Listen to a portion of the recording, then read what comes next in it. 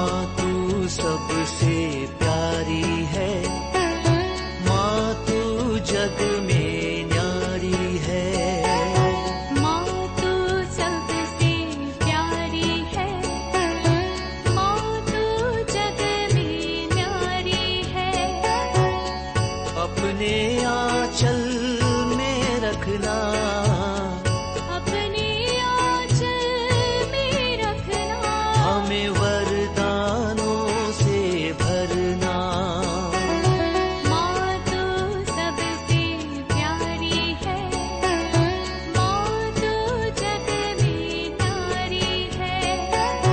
माँ तू सबसे प्यारी है, माँ तू जग में न्यारी है। पिता पुत्र और पवित्र आत्मा के नाम पर आमीन। आप सबों को जय यीशु। पाप स्वीकार के क्लास हम इन दिनों में सुनते आ रहे हैं और कुछ लोगों का डाउट को भी इसके द्वारा, इन क्लासों के द्वारा मैं दूर कर रहा हूँ।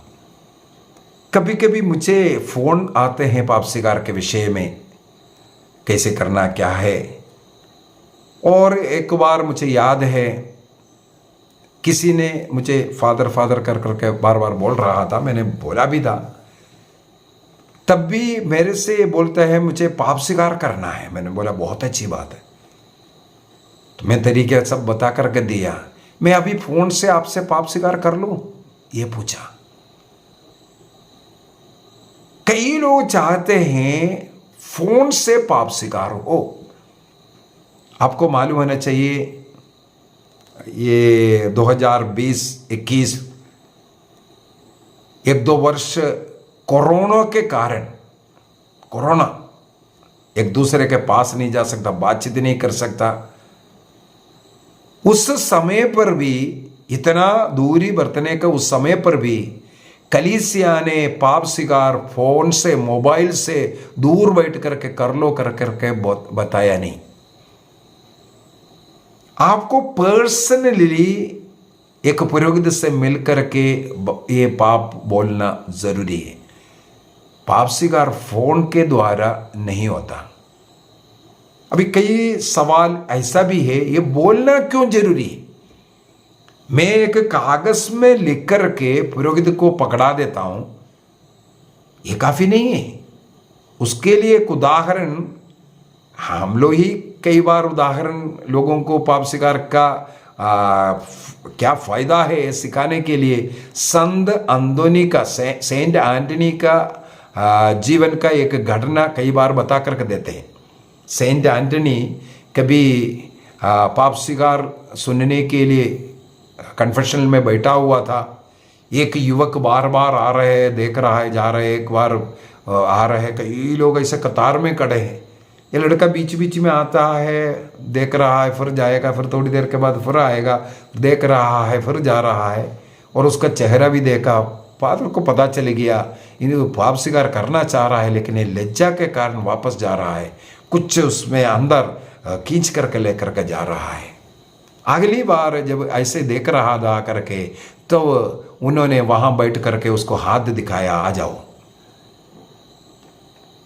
और वह स्वयं उड़ करके वहां से गया करके पढ़ने के लिए मिला और रुक गया उधर।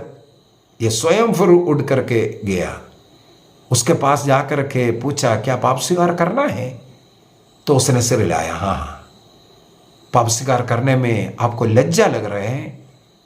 उसने फिर से सिर हिलाया, हाँ। तो पुरोहित अपने कमरे में उसको लेकर के गया, उस युवक को। उसके हाथ में एक कागज दिया और एक कलम दिया और बोला आपको जो लज्जा लग रहा है, जो पाप स्वीकार करना है, उन पापों को आप इस कागज में लिख दीजिए। वो लड़का वहां पर अपने पापों को उस कागज में लिखा। इसके बाद उसको 4 भाग में फोल्ड कर करके पुरोहित के हाथ में दिया, संत अंदोनी के हाथ में दिया। संत अंदोनी ने उसको खोल करके नहीं पढ़ा क्या लिखा है।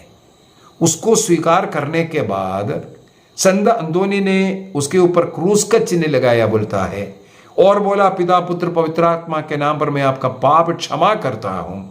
ये बोल करके वो कागज वापस उस लड़के के हाथ में दिया और कहा, बेटा तुम्हारा पाप क्षमा हो गया, जाओ अब से ऐसा पाप नहीं करना। ओ अचंभे में देखने लगे, ऐसा कैसे हो गया? बोला, जाओ तुम्हारा पाप क्षमा हो गया, तुम्हारा पाप स्वीकार हो गया। तो बाहर निकल करके अपने कागज में जो लिखा हुआ था पेन से, उसने देखा तो उसमें वो कागज के अंदर एक भी पाप नहीं लिखा हुआ, वो कागज ही कोरा कागज बन गया, मिट गया। तुरंत उसको झटका लगा, ये क्या है? यदि मैं कागज में लिख करके दिया वो पाप ऐसा मिट गया, तो मेरा पाप अगर बोल दिया होते कितना और मिटना था। कहा जाता है संत अंदोनी के द्वारा ईश्वर ने उस लड़के का आंख खोलने के लिए, ताकि उसको एक अच्छा पाप स्वीकार करने में लज्जा ना हो, इसके लिए उसके साथ ऐसा चमत्कार किया। हम लोग इस प्रकार लोगों को सिखाते हैं, लेकिन उसका एक गलत तरीके से पर सवाल अभी आता है। अगर संत अंदोनी ने ऐसा पाप स्वीकार किया तो मैं भी एक पत्र लिख करके भेज देता हूं फादर को, या फोन के द्वारा फादर मुझे ना देखे, ऐसा पाप स्वीकार क्यों ना हो सकता? आपको मालूम होना चाहिए वो लड़का, उस लड़के का आंख खुल गया, इसके बाद वो अपना हृदय खोल करके पापों को स्वीकार करने वाला बन गया। उद्देश्य वही था, कागज में लिख करके दे दो पाप क्षमा करेगा, ये उद्देश्य नहीं था। उद्देश्य ये था पाप स्वीकार का वो सामर्थ्य। एक पुरोहित यदि तुम्हारा पाप क्षमा हो गया ये बोल दिया, तुम्हारा पाप, वो कागज में लिखा हुआ पाप मिट करके कोरा बन करके चमत्कार दिखाया, इसलिए कि आप उस पाप स्वीकार का सीरियसनेस समझो, कितना अधिक आप इस पाप से मुक्ति प्राप्त करेगा। अभी सवाल है, क्यों पुरोहित से बोलना जरूरी है? सबसे पहला फर्स्ट क्लास मैंने मंडे को, सोमवार को जो क्लास लिया था उसके अंदर बोला था, ये बाइबल में ईसा मसीह ने बताया, इसलिए बोलना जरूरी है। ये बिब्लिकल है, ये किसी पोप का बनाया हुआ रूल नहीं है, ये बाइबल में ईसा मसीह ने ठहराया हुआ एक तरीका है। दूसरी बात, ये एक संस्कार है, ध्यान से सुने, ये एक संस्कार है। संस्कार में व्यक्ति का उपस्थित रहना जरूरी है, क्योंकि हर संस्कार में कुछ सिंबल्स होता है, कुछ साइंस होता है, उसके द्वारा उस व्यक्ति में जीवन में परिवर्तन होता है। कुछ बाहरी चिन्ह संस्कार में होता है, उसके द्वारा कुछ आंतरिक परिवर्तन होना है, पवित्र आत्मा का आगमन होना है। इसका मतलब एक व्यक्ति को फिजिकली वहां उपस्थित रहना बहुत ही जरूरी है। दूसरी बात, ईसा मसीह मनुष्यों का पाप क्षमा करने के लिए स्वर्ग में बैठ करके भी तो क्षमा कर सकता था, लेकिन ईश्वर फिजिकली मनुष्य के बीच में रहकर मनुष्यों का पाप अपने शरीर में उठाकर फिजिकली उठाया, पापों को उठाया, और उसके लिए प्रायश्चित कलवारी क्रूस पर अपना शरीर लटका करके पीड़ा सहन करके पापों का मुक्ति दिया। उनका फिजिकली हमारे बीच में होना, फिजिकली उस पापों के लिए प्रायश्चित करना हमें पाप मुक्ति देता है। इसी प्रकार हमें भी पुरोहित के सामने फिजिकली उपस्थित रह करके उसके फलों को प्राप्त करना जरूरी है। फिजिकल प्रेजेंस इसलिए बहुत ही जरूरी है। एक और क्लास के अंदर, पिछले कोई क्लास के अंदर मैंने बोल करके दिया था, हमें पाप स्वीकार 3 जगहों पर करना है, क्योंकि पाप जो घाव उत्पन्न किया, दर्द उत्पन्न किया, 3 जगह से, 3 व्यक्तियों से बोलते हैं। सबसे पहले ईश्वर के विरुद्ध मैंने बोला, हर पाप ईश्वर के विरुद्ध, ईश्वर के विरुद्ध नहीं है तो वो पाप नहीं है, सीधी सी बात। हम ईश्वर से दूर हुआ उसी को ही पाप बोलते हैं।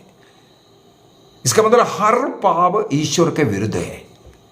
इसका मतलब ईश्वर को दुख पहुंचाया तो हमें ईश्वर से माफी मांगना जरूरी है, पहला। दूसरा मैंने बोला ईश्वर का ईसा मसीह शरीर कलीसिया की उस संगति से उस जुड़ा हुआ था, वहां से हम अलग हुआ। इसका मतलब कलीसिया को भी ठेस पहुंचाया। इसका मतलब कलीसिया से भी हमें वापस मेल मिलाप करने की जरूरत है। तीसरा मैंने बोला हर पाप किसी न किसी व्यक्ति के विरुद्ध में, हमारे माता पिता, हमारे भाई बहन, हमारे पड़ोसी, किसी न किसी व्यक्ति के विरुद्ध हो सकता है हमने वो पाप किया है, उनको भी ठेस पहुंचाया। उससे भी हमें क्या करना है, मेल मिलाप करना है। उसी को पाप स्वीकार संस्कार कहते हैं। इसका मतलब 3 जगहों पर व्यक्ति का, जैसे मैंने उस क्लास में भी बोला था, मैंने किसी का चोरी किया, मैंने लौटाया, उसका प्रायश्चित भी दे दिया, मेल मिलाप किया, गले मिलाया, चाय पानी खाना पीना ये सब शुरू कर दिया, व्यक्ति के साथ हो गया। अभी कलीसिया से कैसे जुड़े, यीशु से कैसे जुड़े? यहां बैठ करके प्रभु क्षमा करना ये बोलना काफी है? नहीं है। यीशु मसीह यदि शारीरिक रूप से पर्सनल फिजिकली यहां आया, एक फिजिकल व्यक्ति के साथ हमें ये शेयर करना, माफी मांगना जरूरी है। इसलिए यीशु मसीह ने इन पर्सना क्रिस्त के एक स्थानपति को, अम्बासडर ऑफ क्राइस्ट को वहां रखा है, वो है पुरोहित। उस पुरोहित के पास जाकर के जब हम बोलेंगे, बोलना जरूरी है। उड़ाव पुत्र ने बोला, मैं उठूंगा, मैं पिता के पास जाऊंगा और पिता से बोलूंगा, कहूंगा, ये पिताजी मैं तेरे विरुद्ध और स्वर्ग के विरुद्ध अपराध किया, तेरे पुत्र कहलाने में योग्य नहीं हूं, आपका एक सेवक के रूप में मुझे स्वीकार कीजिए, बोलूंगा। वो बोलना शुरू भी किया। ये बोलना और एक पुरोहित के पास बोलना इसलिए जरूरी है। पुरोहित से जब बोलेंगे, वो क्रिस्त का स्थानपति होने के कारण क्रिस्त के साथ, ईश्वर के साथ भी जुड़ेंगे, कलीसिया के साथ भी मेल मिलाप में आएंगे। इसका मतलब ईश्वर से, कलीसिया से मेल मिलाप करने का पुरोहित के पास जाना जरूरी है, जो ईश्वर का आदर करता है, जो कलीसिया के अधीन रहता है, कलीसिया से जुड़े रहता है। वे लोग पुरोहित से पाप स्वीकार करना है।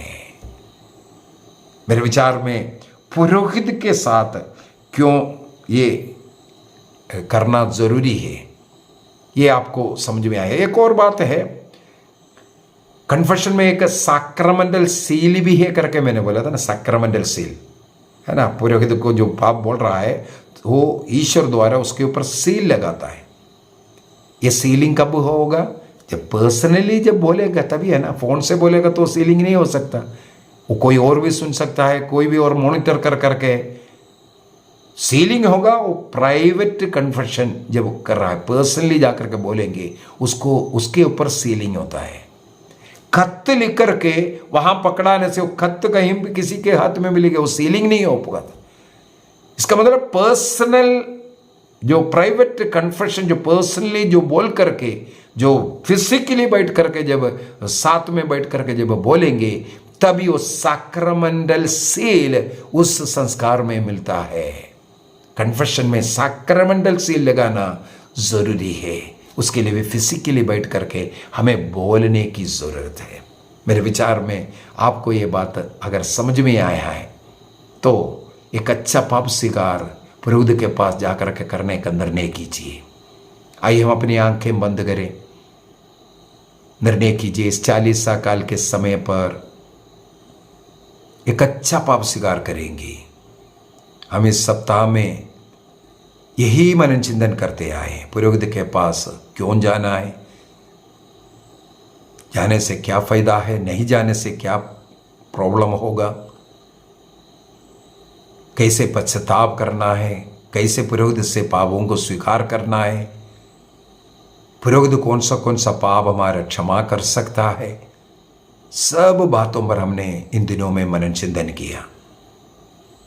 आज फिजिकली हमें उपस्थित रह करके, क्योंकि एक सैक्रमेंट है, इसमें कुछ साइंस है, इसमें कुछ विधियां हैं, उसके अनुसार करना जरूरी है। उसके लिए फिजिकली वहाँ उपस्थित रहना जरूरी है। पुरोहित भी और जो पाप स्वीकार कर रहा है, पुरोहित हमारे पापों को सुन करके जो उपदेश देना वो और पाप क्षमा जो उन्हें मिला हुआ अधिकार के साथ कर रहा है, फिजिकली हमें सुनाना है। हमने जो फिजिकली जो सुनाया उसके ऊपर सील लगना भी जरूरी है। इसके बाद वो पुरोहित जो सुने हुए बातों को किसी को बोल नहीं सकता, प्रकट नहीं कर सकता। इवन आपके साथ भी उस पाप के विषय में चर्चा नहीं कर सकता, क्योंकि उस पर सील लग गया है। इसे साक्रमेंटल सील कहते हैं। संस्कार का मुद्रा लग गया। प्रभु को धन्यवाद दीजिए। प्रभु यीशु मसीह का क्रूस मृत्यु, उन्होंने जो यातनाएं सहा, पीड़ाएं सहा, उसके द्वारा हमें पाप मुक्ति मिलता है। हमारे पुरोहितों के लिए प्रार्थना कीजिए। प्रभु का स्थानपति बन करके हमें आशीष देने वाला उनको शक्ति, सामर्थ्य और पवित्रता का जीवन जीने की कृपा उन्हें भी मिले। प्रभु हम सबों को आशीष प्रदान करे, पिता, पुत्र और पवित्र आत्मा के नाम पर आमीन। आप सबों को जय यीशु।